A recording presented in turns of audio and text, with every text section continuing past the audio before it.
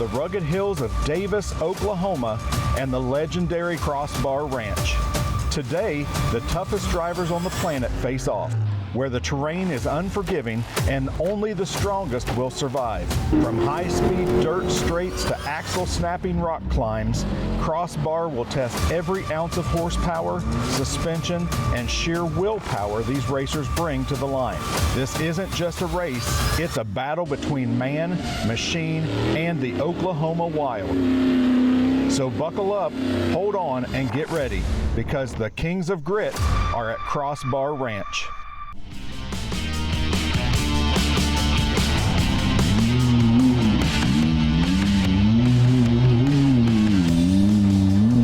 First time at Crossbar, it lived up to the hype, man. A lot of people are pretty much, they're warning you before you get here, the rocks and the gnarliness and stuff, but a lot of fast pace, and man, it really fits in our wheelhouse. The rocks and all the nasty stuff, the better.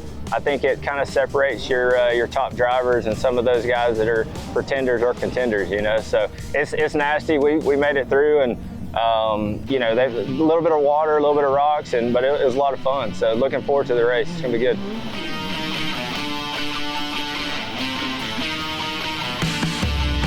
So this place is just, it's brutal. It can be, it's very deceiving, as I said, because you're like, oh, it's not that bad, we'll be fine. And then the next thing you know, these guys are changing tires because their cords are showing and all their treads are going, and we're still running. So it's got some tricks in its sleeve. This course that they've laid out here at Crossbar is a mini King of the Hammers. There's rocks, there's trees, there's water, which is different than King of the Hammers, which gives a whole new element. But it's, you know, a lap here is maybe 15 to 20 miles on a given weekend. It's rough. The race we did back in October, my car was, after 100 miles, was torn up more than it was at King of the Hammers. They put us through the ringer out here, and it never stops. I think the only time we get to like actually kind of breathe when we get on the short course. Other than that, it's chatter, boulders, water, mud holes. You know, it's a lot of fun. You got to keep it in the two tracks. You got to keep the tires straight, keep the air inside of them, and keep the tires down. You know, like I said, you know, I'm a rock guy at heart, so like the rock stuff's just fun to me. You know, that's stuff we ride on the weekends, and then we get a race, it makes it even better. And the rocks are slick. I was a little surprised today with how slick the rocks got once they got wet. Got to get some heat in the tires to get up on top of them. The water's a whole nother ball game. You know, you got to conserve the car. These cars aren't exactly all waterproof with the electronics and radios, so you know, you got a fine line of going fast through the water and trying to get a good time, or slowing down and trying to conserve the electronics in the car.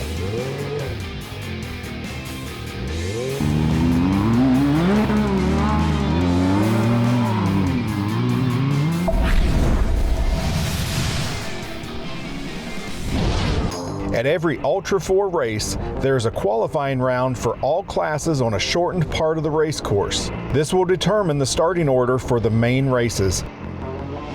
Strategy varies between each driver, with some preferring to start out front with clean air, while others prefer the thrill of the chase. The open UTV class is where raw speed meets precision control, and today, every second counts. This is a one-lap shootout, and some of these cars will hit 100 miles per hour in the field sections of this course. I absolutely love Crossbar Ranch. We've come to every race that's been held here since I started racing with Ultra4. I think it's just a great mix of all the aspects of our racing, you know. There's trails that are similar to Hammers as far as the roughness and the rocks.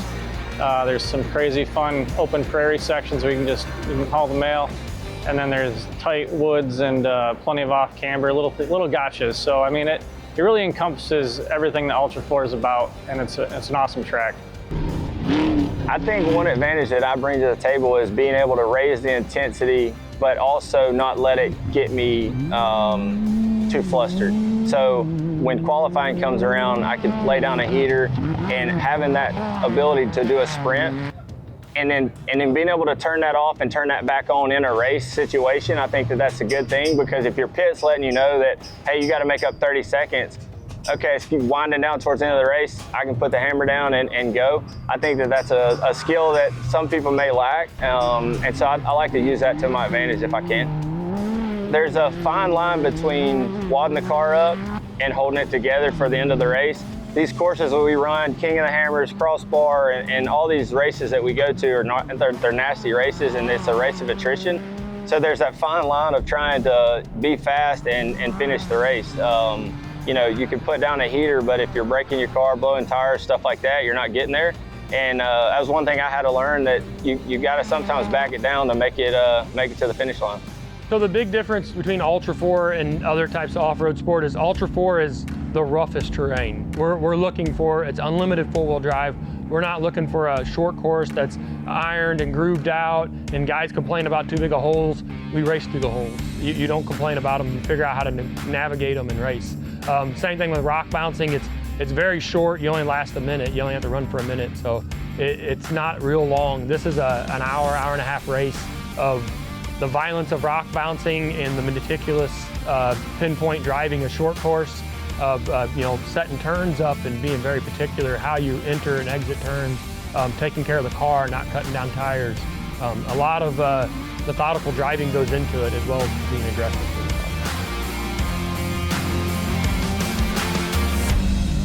We just got done in the UTV in a hurry. We thought the sprag was broke because that was, a lot of guys have had problems, and so we just assumed it was that. And apparently it was actually the drive shaft and a carrier bearing in the back of the motor. So they're working on it now. So we qualified both runs in two-wheel drive. Hopefully we can get it fixed. This, again, it's a new car, new problems. We don't have a lot of information on the car. I'm gonna go qualify this kind of early to get it out of the way.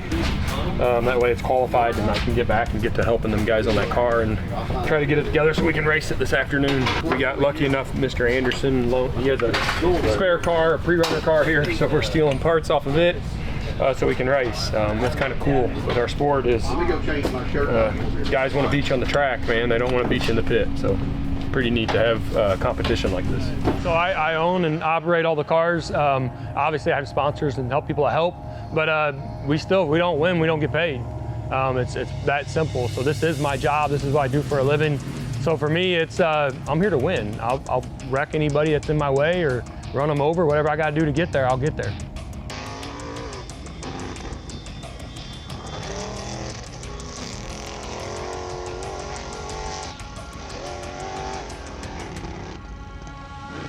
You always race to win. We're not out here just to go rock crawling, whatever. We're gonna race to win. We don't win a lot. We have a hell of a lot of fun doing it. We help a lot of people. We'll stop, pull somebody back over if they're flipped over. We'll give them parts, fluid, same way. That's the thing I like about Ultra4. We wanna beat you on the track. We might smack talk the crap out of you when we're sitting off on the pits or whatever, but we're gonna give you anything we can, whether it's a tire or pull you. I mean, we've pulled people in, but that's what I like about Ultra4, and that's why I do it.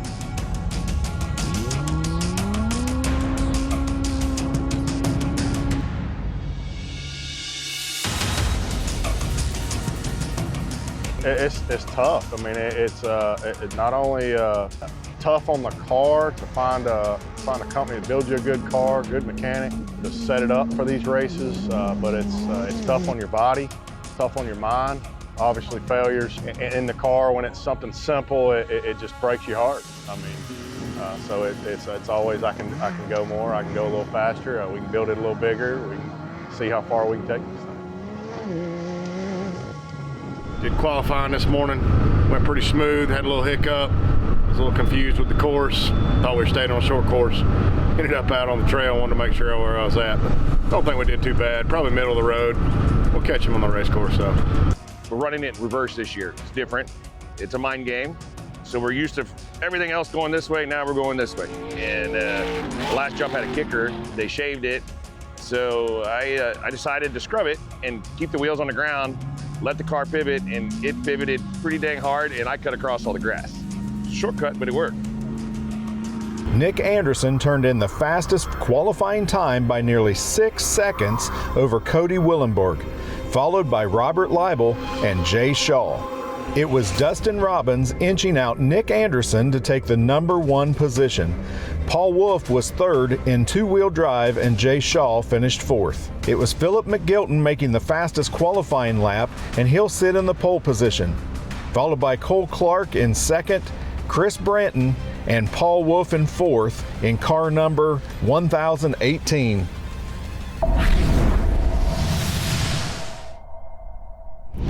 It's time for the 4900 Open UTV class. These machines may be smaller than the 4400s, but don't let that fool you. The 4900s are lightning fast, nimble, and built to take on every brutal inch of this Ultra4 course. From wide open desert stretches to technical rock sections, these drivers are fearless, pushing side-by-sides to their absolute limit. Who's got the skill, the stamina, and the guts to take the checkered flag? We're gonna find out. This is Ultra4, and this is the 4900 class.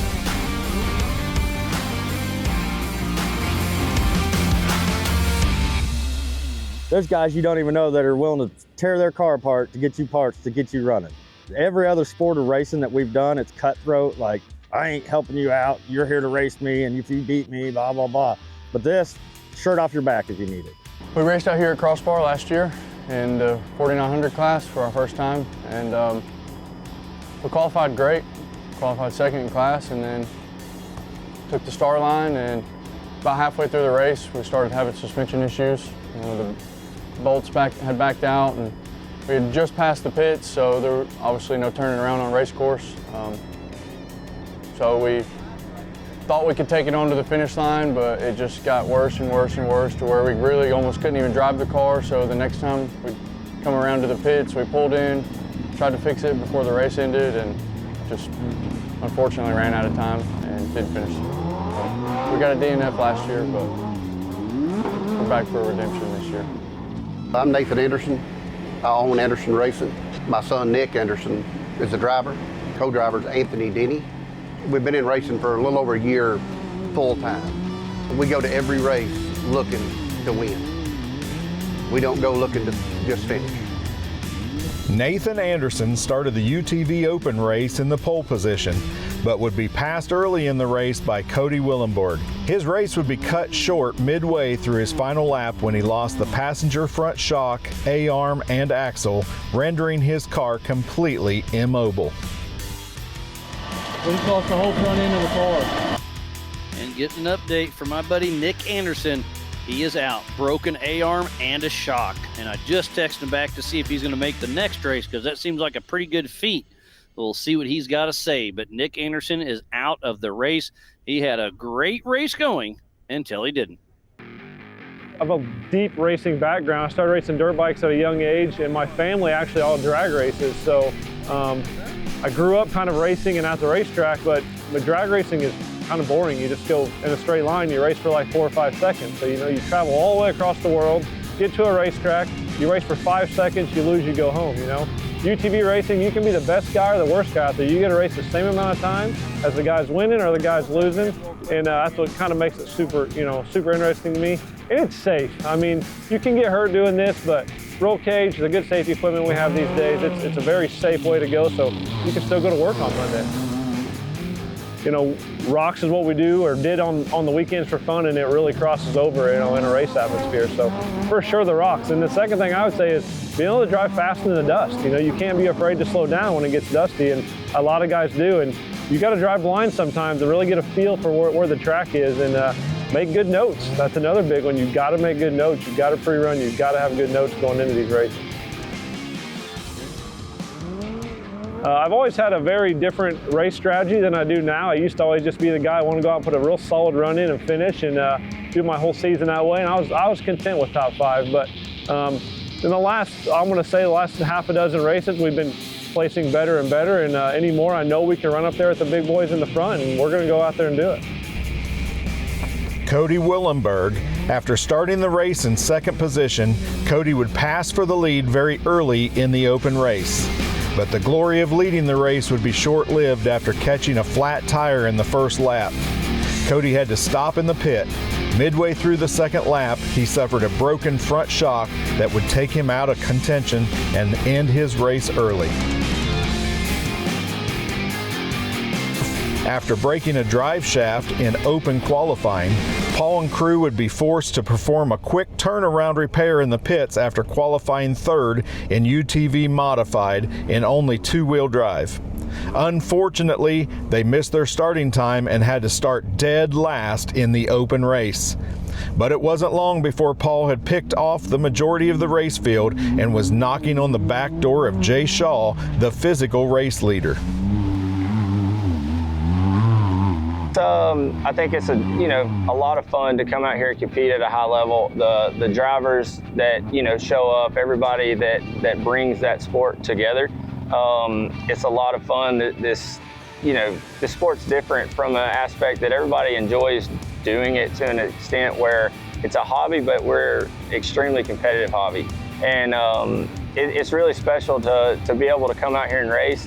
But at the same time, man, my little girl, dude, she don't take no loser. And so I got second, at the last race, and she looks at me and says, "Daddy, that ain't winning." So you gotta be able to bring back the win, to get any kind of glory. So I think that brings a lot of people back and keeps you coming back for more, even when you have good weekends and bad weekends. I think you got some good drivers here, but I think that I'm one of the fastest in the nation, and when I show up, I don't show up with, "Oh yeah, I hope we have a good time." Winning's fun, and so when you win, you have a good time, and until then, you're always chasing that. So I show up with the mindset that, hey, we're here to show out, put our sponsors on the box, and take a trophy home and have a good time that way. So if you go home tucking your tail, it sucks. So we're here to win, and I think that I can compete at the highest level. I think I'm the one to beat, and I think when we roll up, people know that. Some of these longer races, 3 laps, 5 laps, and you know that the course is going to be rocky and nasty. I think you do try to let that first lap come to you a little bit, get your groove going, try not to make any crazy mistakes or anything like that. And then I think you put the hammer down towards the middle, the end of the race to try to make up your time and see if you can go for the win. If you can't make it past lap 1, then you're not in the fight. But if you got a good car towards the end of the race, then you're about to hammer down and go try to win it. And there's been plenty of times where, I've been leading the race and I let the emotions of they're creeping into who's behind me, or, let your mind wander, and your anxiety starts to rise and the heart starts pumping, you start breathing a little harder, get arm pump, those things kind of roll into not allowing yourself to focus on what's in front of you and what you got going. And I think that that's a big thing that you got to do, is just try to focus in on what you can control at the now, and, hope that everything goes well enough to you're there at the end. I think that's a big thing.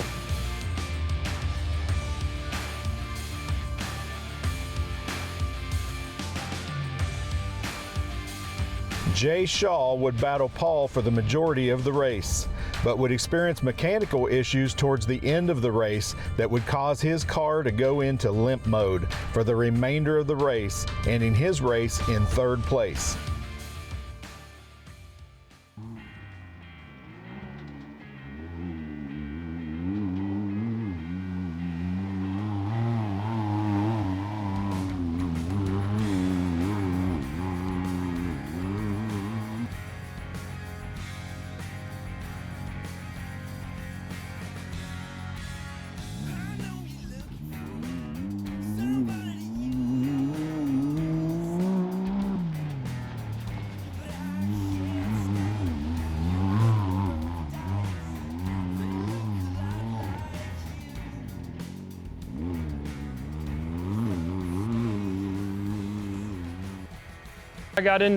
Originally I got into rock bouncing, and the way I got into that is it's a short hill climb, all out, 110%, very violent, and that suited my style of aggressiveness.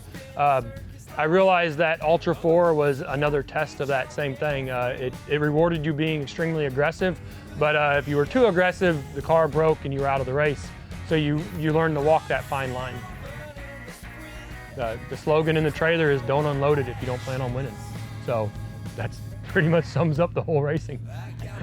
So when I'm on my way and prepping, I'm worried about the cars and how to mechanically set them up so I have the best advantage over every other driver. Everything from shock tuning to the best tire packages, tire pressures, wheel combinations, everything. We're just doing it. And then me in particular, I watch the budget side because I own my own race team, so I have to watch the money side of it. Where can I cut costs and still make sure I win? I do all the prep, so I'm the mechanic, I'm the truck driver, I'm everything. I set up here at the tent and everything. I run the cars through pre-running. I come back, I do all the adjustments myself. I'm pretty much a one-man team, and it's just that way because of finances. You know, financially, that's what makes the most sense for the position I'm in. And my capabilities allow me to be a good mechanic. I've learned how to do that, so it's one thing I don't have to pay for.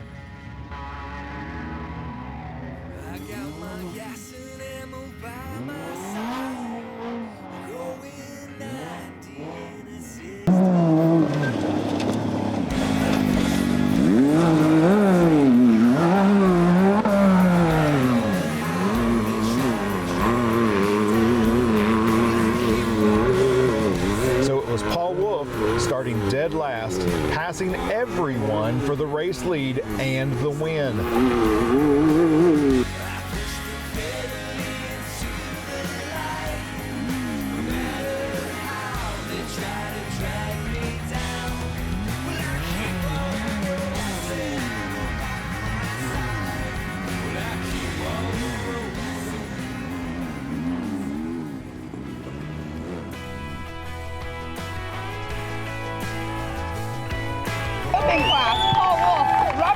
And Jay Shaw. And everybody chipped in. The Andersons, they brought their pre-runner over and dropped it off at my tent, said steal whatever you need out of it. Offered literally the motor, transmission, everything out of the car to me. Their mechanics came over and helped me. Nathan Parker, all these guys came over and helped tremendously. I can't thank all of them enough, the whole crew. Of course, Chris Hickman. Got the car back together. I was able to come out here and kind of redeem all their hard work. I hope they, you know, I appreciate what they did for me. I hope I was able to redeem it, you know.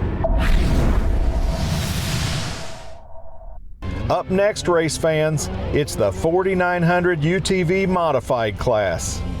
These aren't your everyday side-by-sides. These are finely tuned, purpose-built race machines packed with more speed, more suspension, and more attitude. The drivers behind the wheel are fearless, pushing their rigs to the ragged edge through the rocks, the ruts, and the wide open stretches.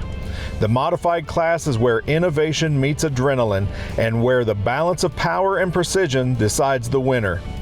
Buckle in, because the 4900 UTV modifieds are about to light up this Ultra4 course. So John Crowley, famous commentator, awesome guy. He likes to say I'm checkers or wreckers, but I can't remember the last time I really wadded it up, so I don't know what he's talking about there.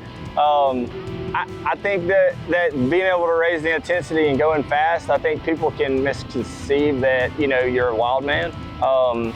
I like to be controlled, take care of the car, but if I need to put the hammer down, I got it.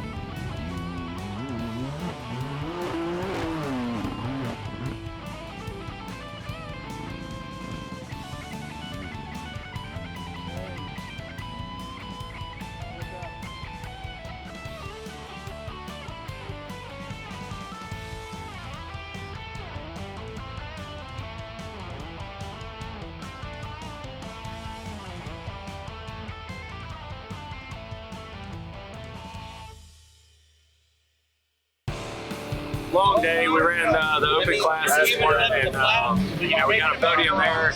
Quick turnaround, got the car ready again, fueled up, and changed fire suits. So we were dry, and man, it was awesome. 3 hard laps, and Paul got me at the end. So I think first lap I caught him. I had some time on him. Second lap I seen him on the short course. He had a minute just in time, but we were, I mean, neck and neck, and we battled all day. Third lap he put it to the wood and really just beat me. And so kudos to him. Good run.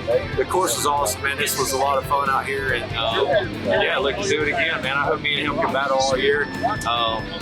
Yeah, it makes it fun when you got somebody that you're trying to chase or they're chasing you. So we'll regroup, get the car back ready, and see you guys in the next one.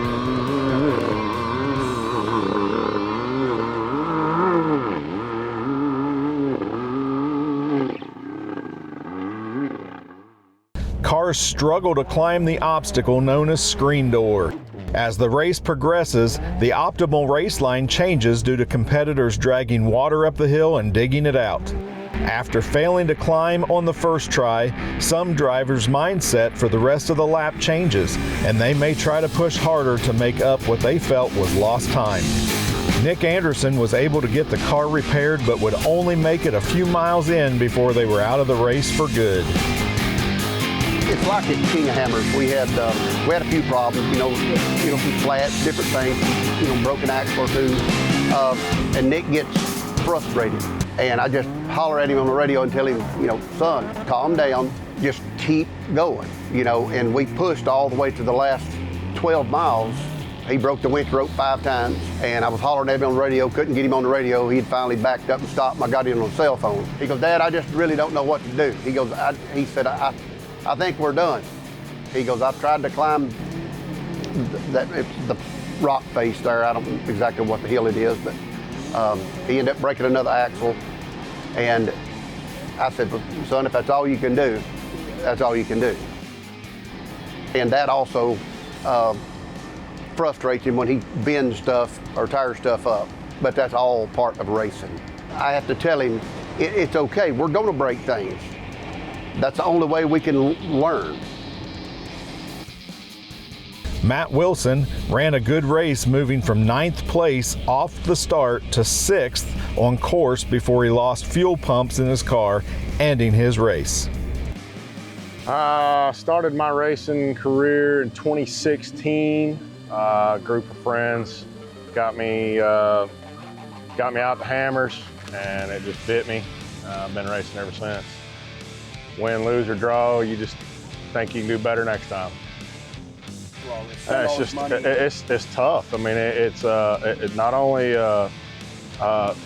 tough on the car to find a company to build you a good car, good mechanic, to set it up for these races, but it's tough on your body, tough on your mind. Obviously, failures in the car when it's something simple, it just breaks your heart. I mean, so it's always I can go more, I can go a little faster, we can build it a little bigger, we can see how far we can take this thing. Jay Shaw and Paul Wolff had another great battle trading the lead. Jay resolved all issues from the previous race, just did not have the pace to catch Paul and finish the race in 2nd place.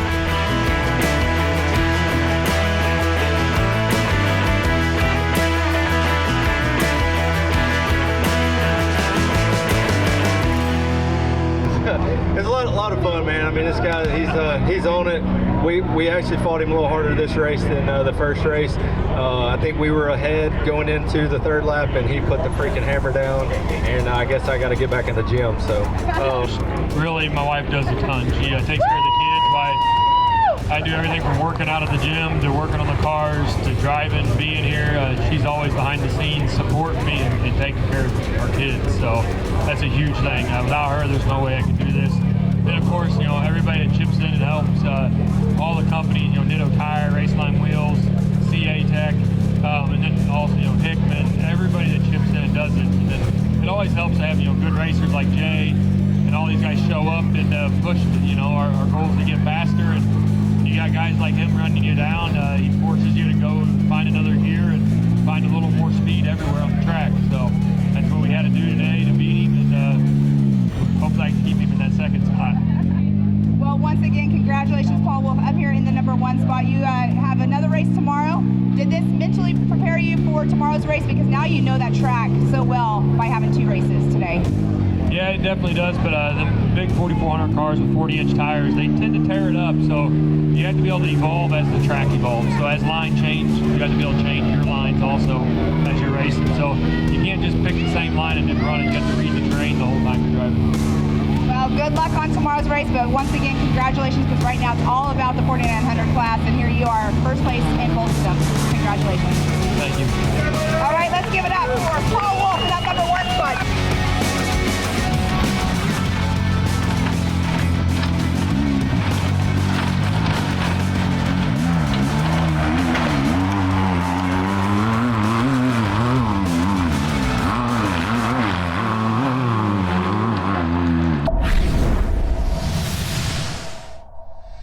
Ladies and gentlemen, welcome to the Kings of Chaos, the legends of horsepower, the machines built without limits, the Swiss Army knife of the off-road world.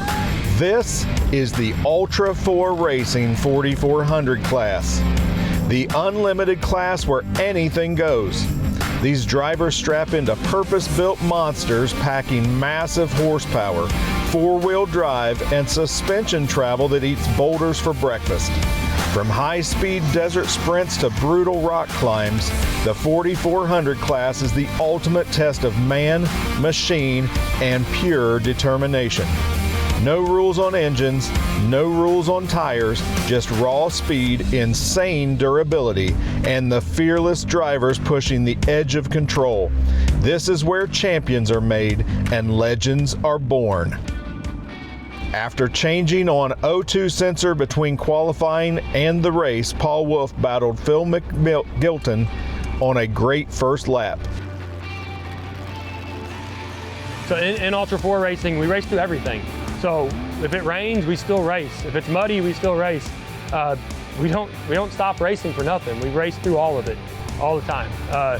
There's no rain outs, there's no rain delays, there's no, nothing. We race through it. So we run through water in the creeks. You got to watch, pay attention to all your electronics in the cars getting wet, make sure they're waterproof. We race through everything. It doesn't matter what it is. Heat, we race, out in the desert, 100 plus the temperatures, we race in that. Cold, we raced in snow.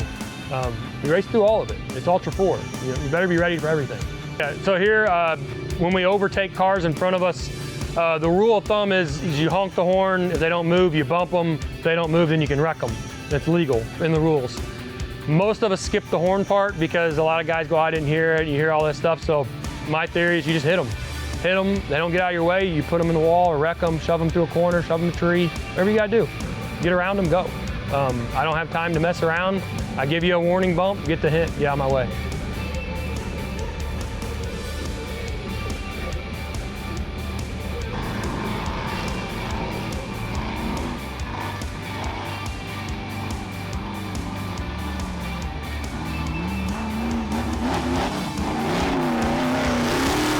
The 4400 class will experience new climbs and obstacles that no other classes had to climb previously this weekend. Hell's Gate is an obstacle here. It's a V-notch uphill climb, very steep. It's kind of V'd out and it's very technical to climb, but also takes a lot of horsepower and wheel speed. So you're coming through a creek, so your tires are wet.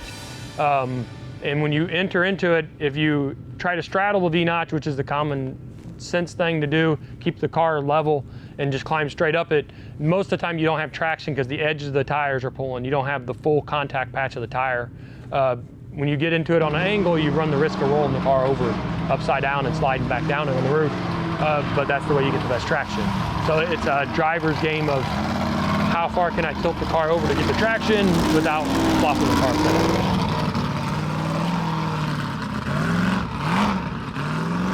We have 11 4400 cars starting. There's a lot of water and mud. The 4800 and 46, the EMC guys just got finished. We have big cars. We're moving a lot of water. So now that water's been moved. Now we're gonna move it even further. We have, I think, four 4400 only trails. We're gonna be running water up those. Some of them have a lot of water. One of them's got a 4-foot hole in it. If you don't see it, you're going off in the hole. I'm more concerned about the water in the mud, messing with electronics, or getting into a slippery situation where we go off into the trees. We got to go up O'Schmidt. It's an off-camber, real loose drive, but down below it's wet. We can end up in trees in a bad place real quick. So trying to stay out of the way of the other guys. I hope they move over when I'm passing them, Paul. And, let's go out and have a good time. I'm not even worried about Chad. Chad's not going to even be close to us. He's starting behind me, so is Tad. They can't even ask Brad going, hey, where'd y'all meet him? Scared of this guy right here? He's scared. I am. Are you pregnant? Hey, congratulations. He's got a Winstar bumper. Congratulations. Congratulations. Respect. I know. I'll winch him out of the trees. We've done that before. But, yeah, we got that dire Wolff DNA, specially applied. you look at the car closely, you'll see it. And we're just gonna go have some fun. It's dusty, it's wet, it's muddy. We're kind of worried about some fuel economy. It's gonna be right at 80 miles, I think. No, it's 60 miles. I have 40 gallons in here, but with the horsepower that we're gonna have to put down out here, we're only gonna get about 1.5 miles probably, a gallon. So it's gonna be close. It's gonna be interesting. There's some strategic stuff going on. And yeah, we're gonna see y'all at the finish line on podium. Chip caught multiple flat tires on course and rolled over at the top of O. Schmidt on lap 1, but was able to land on his wheels and keep running his race. My strategy is always just to go and have fun. Like, I don't want it to be frustrating. I don't want it to be a headache. You know, I do this because I have fun with the family. If my family stops coming, I don't want to do it without them. So for me, strategy for like this race is, since I won it 6 months ago for nationals, I kind of feel like I got to go out there and try to do it again. Like, was it just a fluke, or can I do it again? So I'm gonna be pushing myself in the same breath. You know, I don't want to push it hard enough to where I rolled on the qualifying course again and ruin my day. So we gotta have that fine line of pushing the car hard enough and knowing where to push the car, that you can make up time and try to get that first place finish, but yet not destroy your car and come walking back with going, yeah, I don't know, I messed up. So, you know, I think the 3 years in this car that we've had is really taught us a lot, and we're ready to go forward. And this being the first start of the season, this will kind of play a lot. We're gonna run the whole Central Series. We're looking forward to Badlands, that's our home track. We're going out to Sturgis. We're also gonna include AOP, LS Fest, just because we have so much fun at those places. And it's a family, like again, me and my wife, the kid will go. AOP's got this creek. When we're not racing, we go down and hang out in the creek and just float and just have a good time, and it's not even racing. You know, there's cars up there, but we're down in the creek floating, having an adult beverage, just talking trash and, oh, did you see what's his name? Yeah, he rolled it. Yeah, dummy, didn't, too much power, that's what he gets. Or, it's, always something, whether it's Paul breaking something small or, Anthony hitting the rear steer at the wrong time and catching a tree. It's just, it's fun to sit there and laugh at each other. And, they've all laughed at me plenty of times and wondered where the heck I came from or what happened. And the last year when we won, it was like, where? Who? And it was just like, we just ran our own race. Just had a good day.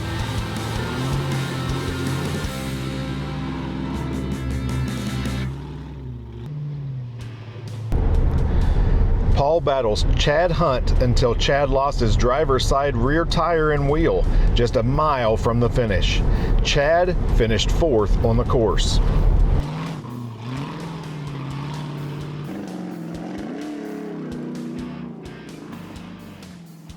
It was then Paul and Tad Dowker out front. Tad qualified 6th and worked his way through the field of drivers running a conservative race that would prevent him from experiencing any mechanical issues on course to finish 2nd overall, just behind Paul. Yeah, it's adrenaline. I mean, it's so much fun. My background's in rock crawling, which it's fun, but there's no speed involved in it. And once you mix in the speed and the technicality of the rocks and different aspects, it's as much fun as I've ever had driving a car. And it's just like every course is different. Even if you go to the same course, 3 different years, it's different every time. So you can't just come up with like one winning combination. You got to constantly evolve, constantly make the car better, make yourself better, make the team better. So just the challenges that come with it, and just the competition level. I mean, you're driving against these guys that are phenomenal, and you get to go push yourself and see where you stack up. I think in Ultra4 in general, this is what I learned anyways from when I started. I got humbled in my first couple races pretty bad, right? I got lapped by Eric Miller, right? He flew by me. I thought I was fast. I was not fast. And I was like, I'm gonna stay with this guy. I don't care what happens, I'm gonna stay with this guy. And about 2 seconds later, I couldn't see him anymore. I think a lot of it's the mentality and the car setup. You know, you can go out and drive and just kind of maintain and just push yourself to, you know, a comfortable pace, and you can finish the race, you can have a reasonable finish. But if you really want to have a shot at the top, you know, top 3 spots, you got to be committed to, I don't want to say wreckers or checkers, but you got to have that mentality. Like, if this doesn't work out, I'm comfortable putting it on the trailer and not finishing the race, you know? So you really got to be able to find that line. And then it's crazy as you get a couple laps in that you keep gaining a little bit, or you'll find little spots where you can gain a little bit and push yourself, push the car, and hopefully not over push. But it's all about pushing the car. The car can take more than you can, which is gonna sound crazy, but the car can usually take a lot more than you can. So, you know, figuring out how you can push, where you can push, and just not being scared to push that limit.